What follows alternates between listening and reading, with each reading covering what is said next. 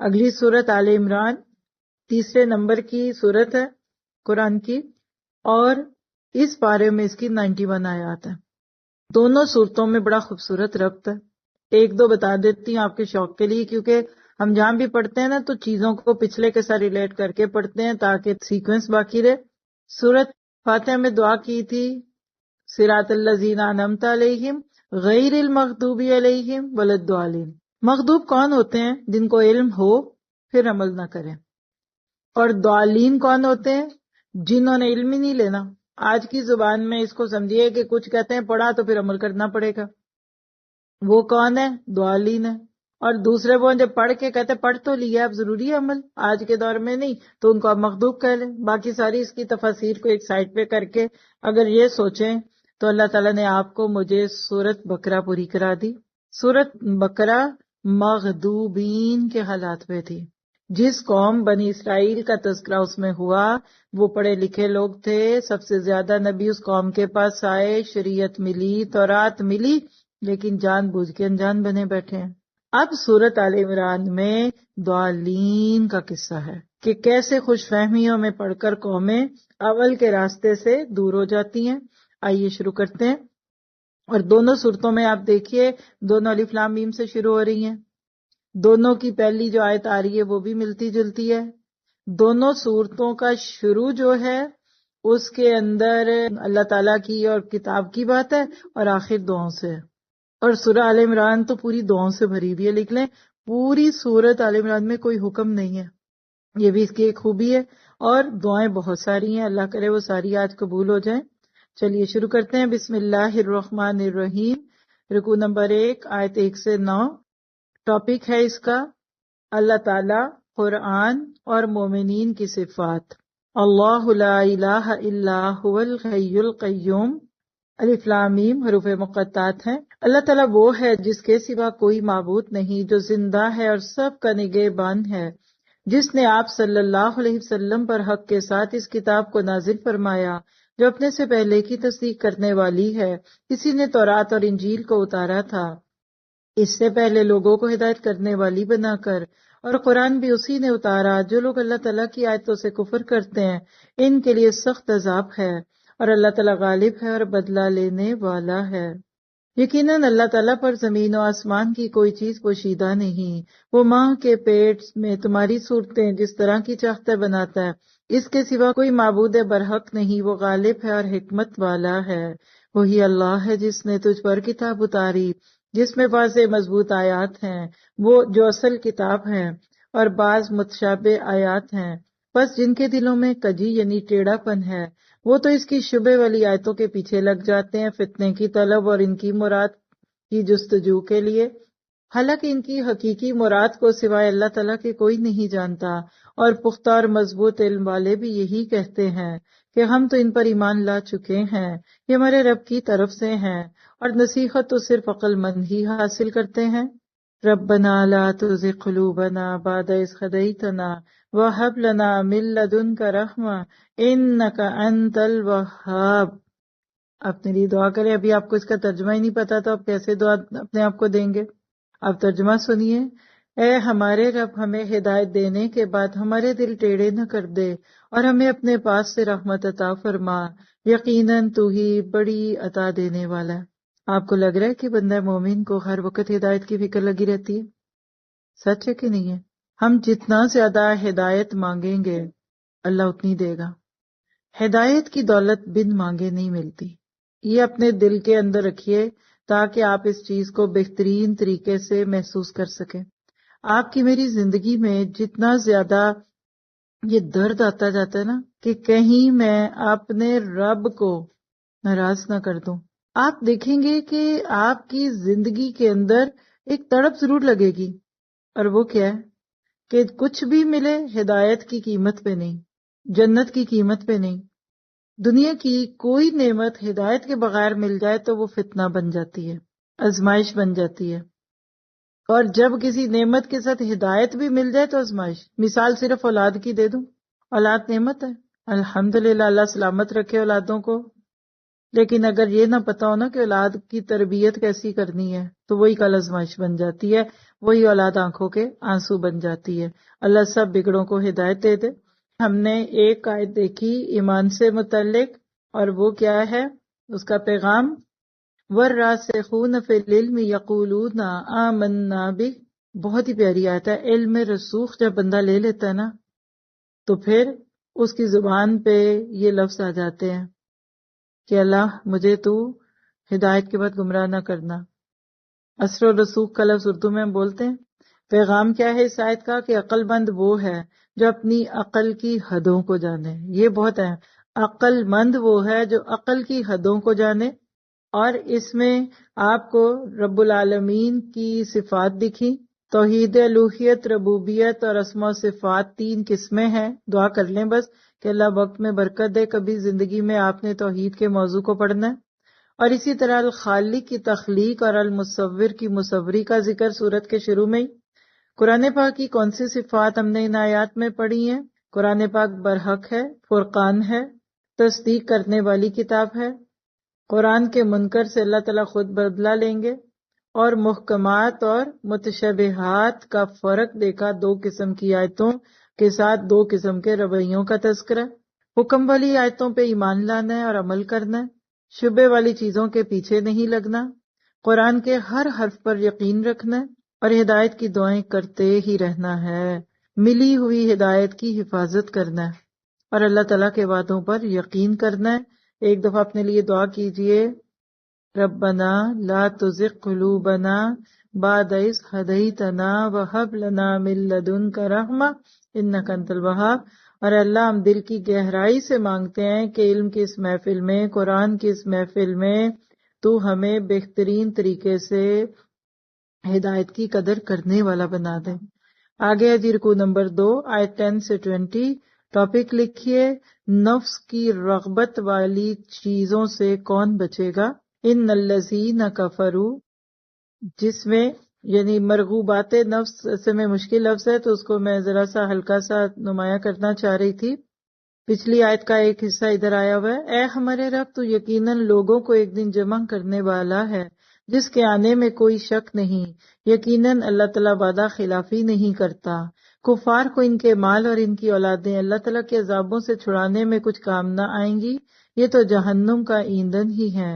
جیسا آل فرعون کا حال ہوا اور جو ان سے پہلے تھے، انہوں نے ہماری آیتوں کو جھٹلایا، پھر اللہ تعالیٰ نے بھی انہیں ان کے گناہوں پر پکڑ لیا، اور اللہ تعالیٰ سخت عذاب والا ہے۔ کفار سے کہہ دیجئے کہ تم ان قریب مغلوب کیے جاؤ گے اور جہنم کی طرف جمع کیے جاؤ گے، اور وہ بہت برا ٹھکانہ ہے۔ یقیناً تمہارے لیے عبرت کی نشانی تھی ان 2 جماعتوں میں جو آپس میں گتھ گئی تھی، یعنی جن کی لڑائی ہوئی تھی۔ ایک جماعت تو اللہ کی راہ میں لڑ رہی تھی اور دوسرا گروہ کفار کا تھا، وہ انہیں اپنی آنکھوں سے اپنے سے دگنا دیکھتے تھے، اور اللہ تعالیٰ جسے چاہے اپنی مدد سے قوی کرتا ہے۔ یقیناً اس میں آنکھوں والوں کے لیے بڑی عبرت ہے۔ مرغوب چیزوں کی محبت لوگوں کے لیے مزین کر دی گئی، جیسے عورتیں اور بیٹے اور سونے اور چاندی کے جمع کیے ہوئے خزانے اور نشاندار گھوڑے اور چوپائے اور کھیتی۔ یہ دنیا کی زندگی کا سامان ہے اور لوٹنے کا اچھا ٹھکانہ تو اللہ ہی کے پاس ہے۔ آپ کہہ دیجئے کیا میں تمہیں اس سے بہت بہتر چیز بتاؤں؟ آپ بھی سنیے، اللہ نبی کو بتا رہے ہیں اور آپ اور میں بھی سن رہے ہیں۔ کیا؟ تقوی والوں کے لیے ان کے رب تعالیٰ کے پاس جنتیں ہیں جن کے نیچے نہریں بہہ رہی ہیں، جن میں وہ ہمیشہ رہیں گے، اور پاکیزہ بیویاں، اور اللہ تعالیٰ کی رضامندی ہے۔ سب بندے اللہ کی نگاہ میں ہیں۔ آپ نے اوپر لیجئے، آپ اور میں بھی اللہ کی نگاہوں میں۔ یہ کون سے بندے ہیں؟ ایک اور دعا آ گئی جو کہتے ہیں، اے ہمارے رب ہم ایمان لا چکے، اس لیے ہمارے گناہ معاف فرما دے اور ہمیں آگ کے عذاب سے بچا۔ جو صبر کرنے والے اور سچ بولنے والے اور فرما برداری کرنے والے اور اللہ کی راہ میں خرچ کرنے والے اور پچھلی رات میں یعنی پچھلی رات میں سحریوں کے وقت بخشش مانگنے والے ہیں۔ آپ بھی جا کے سحریوں میں دعائیں مانگیے گا آج۔ اللہ تعالیٰ فرشتے اور اہل علم اس بات کی گواہی دیتے ہیں کہ اللہ کے سوا کوئی معبود نہیں، وہ عدل کے ساتھ دنیا کو قائم رکھنے والا ہے، اس غالب اور حکمت والے کے سوا کوئی عبادت کے لائق نہیں۔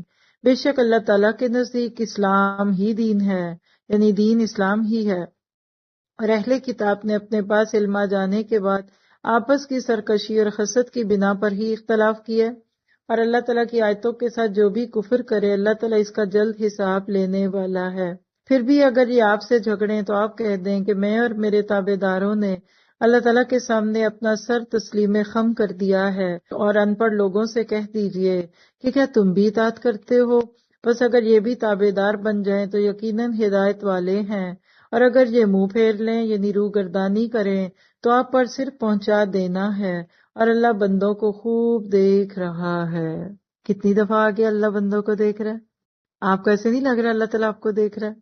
تو کیا پتہ چلا ایمان سے متعلق آیت الذین یقولون ربنا اننا آمنا فاغفر لنا، فکر لگی ہوئی ہے ایمان کی، ایمان ایمان ایمان، اس لیے کہ لوگ کہتے ہیں جان ہے تو جہان ہے۔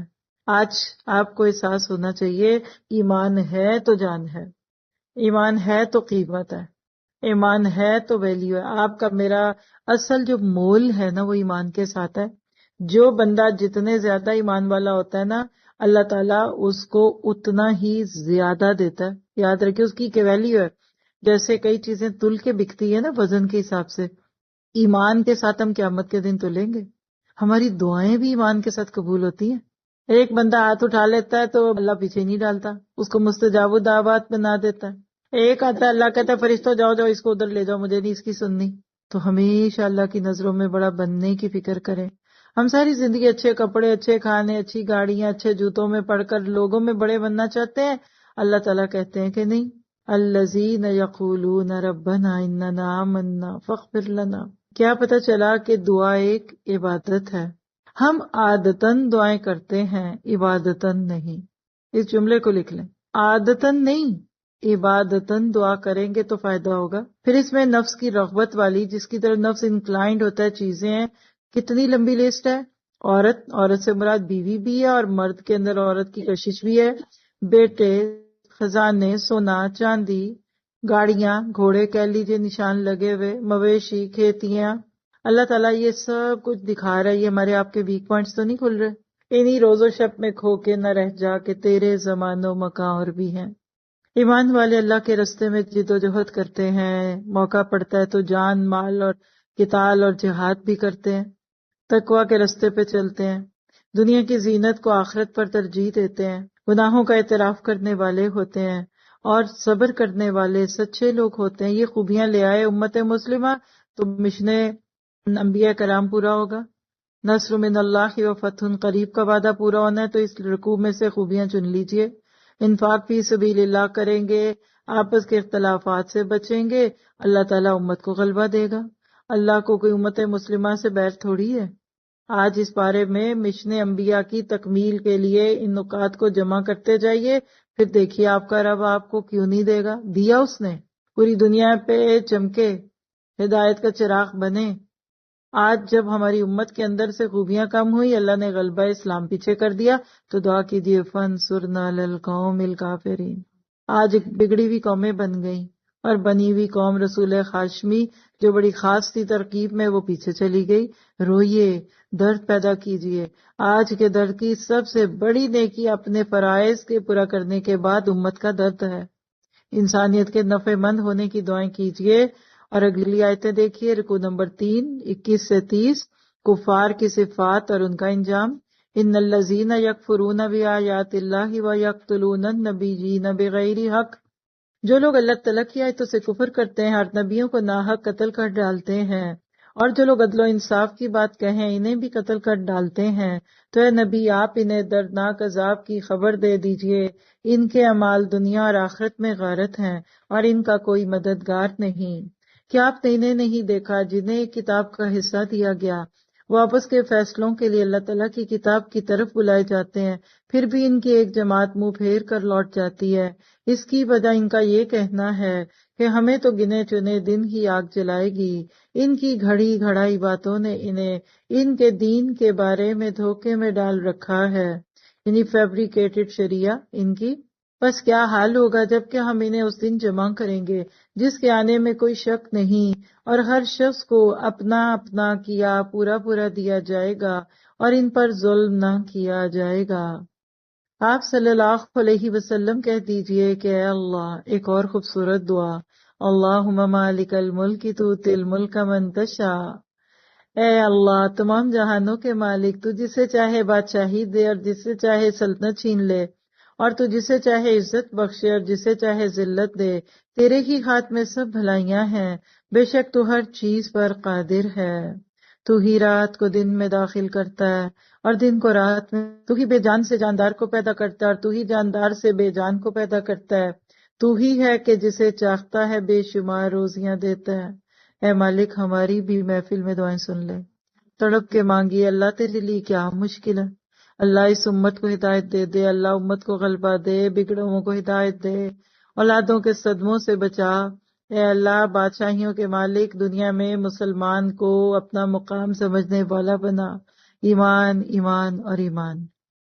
آج اسی کی جنگ ہے، کفر اور ایمان، اسی لیے فرمایا مومنوں کو چاہیے کہ ایمان والوں کو چھوڑ کر کفار کو اپنا دوست نہ بنائے، اور جو ایسا کرے گا وہ اللہ تعالیٰ کی حمایت میں نہیں، مگر یہ کہ ان کے شر سے کسی طرح سے بچاؤ مقصود ہو۔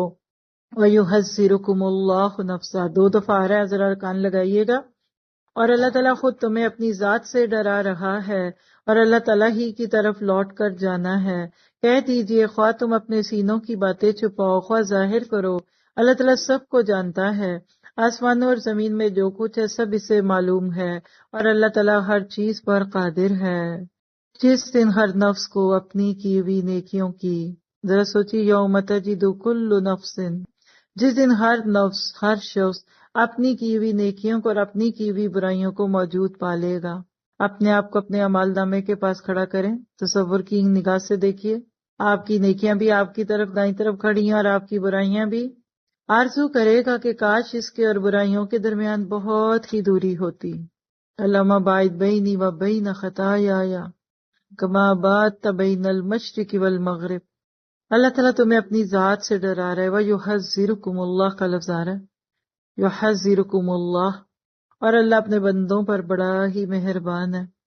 کیا پتہ چلا کہ اس رکوع میں بھی اللہ ایمان والوں کو پیغام دے رہے ہیں، لا يتخذ المؤمنون الکافرین اولیاء من دون المؤمنین۔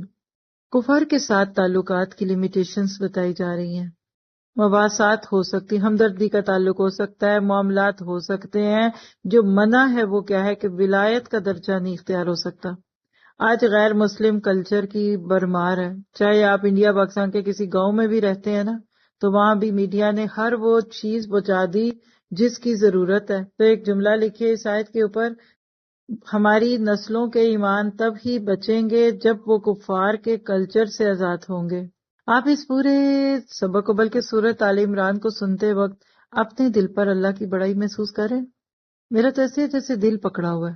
اگر ایک خلاصہ کریں نا کہ ہم نے ابھی تک اللہ تعالیٰ کی کون سی صفات دیکھی اور اسپیشلی اس دعا میں، مالک الملک، ملک اور بادشاہت دینے والا اور اس کو چھیننے والا، وَتُعِزُّ مَن تَشَاءُ وَتُذِلُّ مَن تَشَاءُ، ذلت اور عزت کا مالک، ترزق من یشاء، رزق کا مالک اور بندوں پہ شفقت کرنے والا۔ کیا ہم اس رب کو چھوڑ کر غیروں کے پاس جائیں گے؟ ضرورت ہے اس بات کی کہ اپنے آپ کو دیکھیں۔ اب اس کے بعد آگے رکوع نمبر 4 میں 31 سے 41 وہ موضوع شروع ہونے لگا ہے جس کی وجہ سے اس سورت کو سورۃ آل عمران کہتے ہیں۔ ٹاپک لکھ لیجئے، ماں باپ کی نیکیوں کا صلہ اولاد کو ملتا ہے۔ قُلْ إِن كُنتُمْ تُحِبُّونَ اللَّهَ فَاتَّبِعُونِي يُحْبِبْكُمُ اللَّهُ، کہہ دیجئے کہ اگر تم اللہ سے محبت رکھتے ہو تو میری تابعداری کرو، خود اللہ تعالیٰ تم سے محبت کرے گا اور تمہارے گناہ معاف کر دے گا، اور اللہ تعالیٰ بڑا ہی بخشنے والا مہربان ہے۔ کہہ دیجئے کہ اللہ اور رسول کی اطاعت کرو، اگر یہ منہ پھیر لیں تو بے شک اللہ تعالیٰ کافروں سے محبت نہیں کرتا۔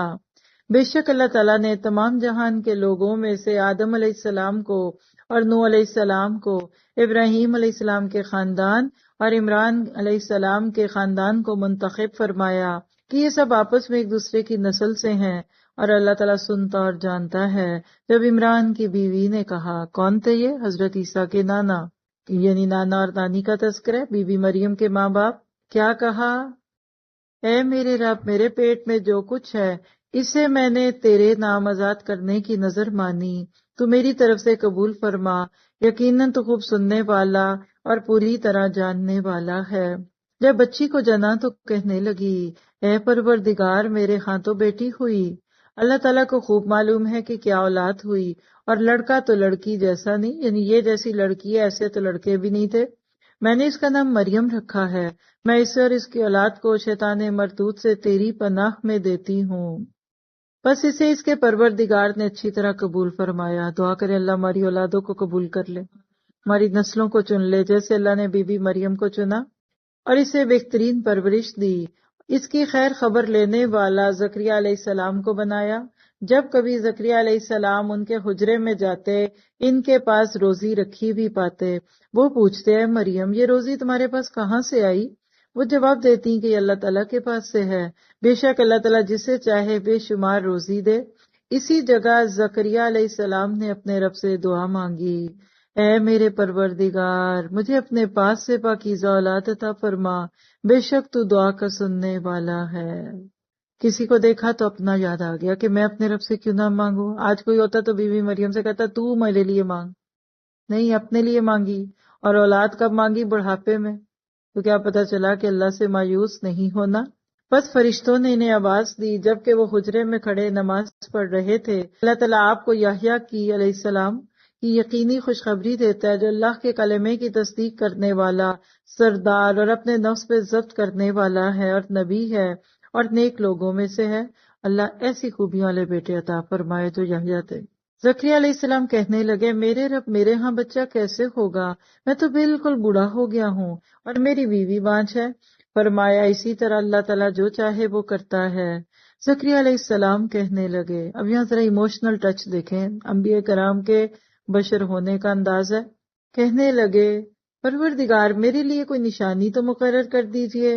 فرمایا، نشانی یہ ہے کہ 3 دن تک تو لوگوں سے بات نہ کر سکے گا، صرف اشارے سے بات سمجھائے گا، تو اپنے رب کا ذکر کثرت سے کر اور صبح و شام اسی کی تسبیح بیان کرتا رہے۔ تو یہ ہے وہ رکوع جس کو پڑھ کر آج آپ کو مجھے ایکشن پوائنٹ ملیں گے کہ مریم کی خصوصیات آج میں نے اپنے اندر لانی ہے۔ اولاد کو اللہ تعالیٰ کے لیے وقف کرنا انہوں نے سکھایا، آج عموماً اولادیں شیطانوں کے نام پہ وقف ہو چکی۔ اللہ ہماری اولادوں کو شیطان سے بچا کے رکھے۔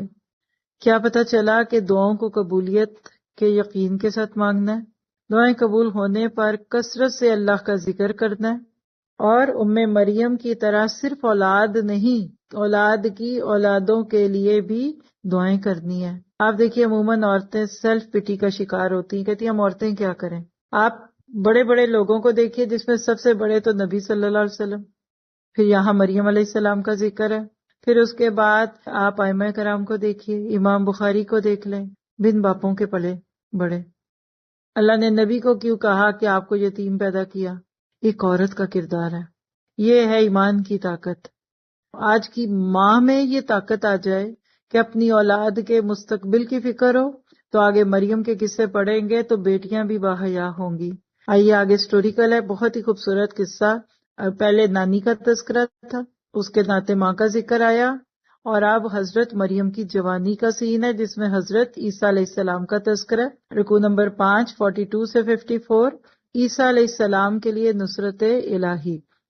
وَإِذْ قَالَتِ الْمَلَائِكَةُ يَا مَرْيَمُ، اور جب فرشتوں نے کہا، اے مریم، اللہ تعالیٰ نے تجھے چن لیا، پسندیدہ کر لیا اور تجھے پاک کر دیا، اور سارے جہان کی عورتوں میں سے تیرا انتخاب کر لیا۔ اے مریم، تم اپنے رب کی اطاعت کرو اور سجدہ کرو، اور رکوع کرنے والوں کے ساتھ رکوع کرو۔ اے نبی صلی اللہ علیہ وسلم، یہ غیب کی خبروں میں سے ہے جسے ہم آپ کی طرف وحی سے پہنچاتے ہیں۔ تو آپ تو ان کے پاس نہیں تھے جبکہ وہ اپنے قلم ڈال رہے تھے کہ کون مریم کو پالے گا، اور نہ آپ ان کے جھگڑنے کے وقت ان کے پاس موجود تھے۔ جب فرشتوں نے کہا، ہے مریم، اللہ تعالیٰ تجھے اپنے کلمے کی خوشخبری دیتا ہے، ذرا تصور کی نگاہ سے سوچئے ایک جوان خوبصورت سی بچی اکیلی بیٹھی عبادت کر رہی ہے بیت المقدس میں بیٹھی، ایک دم انسان کی شکل میں فرشتہ آ گیا، وہ گھبرا گئی۔ آگے ہم پڑھیں گے سورہ مریم میں، وہ گھبرا گئی، کہنے لگی تم میرے پاس کیسے آ گئے؟ وہ منظر سورہ مریم میں۔ یہاں کیا ہے؟ فرشتے کا کلام۔ کیا کہا کہ مریم اللہ تجھے کلمے کی خوشخبری دیتا ہے جس کا نام مسیح ابن مریم ہوگا، جو دنیا اور آخرت میں بھی عزت والا ہوگا اور میرے مقربین میں سے ہے۔ وہ لوگوں سے اپنے گہوارے میں بات کرے گا اور ادھیڑ عمر میں بھی، اور وہ نیک لوگوں میں سے ہوگا۔ کہنے لگی الہی مجھے بیٹا کیسے ہوگا، حالانکہ مجھے تو کسی انسان نے ہاتھ تک نہیں لگایا۔ دیکھیے فطرت کی بات کی انہوں نے۔ فرشتے نے کہا اسی طرح اللہ تعالیٰ جو چاہے پیدا کرتا ہے، جب کبھی وہ کسی کام کو کرنا چاہتا ہے تو صرف یہ کہہ دیتا ہے کہ ہو جا، اور وہ ہو جاتا ہے۔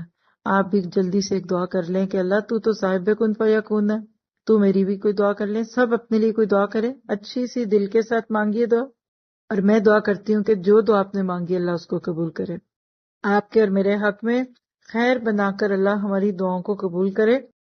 اور قرآن پڑھنے کے دوران کی دعائیں قبول ہوتی ہیں، شرط یہ کہ بیچ میں کوئی بیریئر نہ ہو، کوئی رکاوٹ نہ ہو۔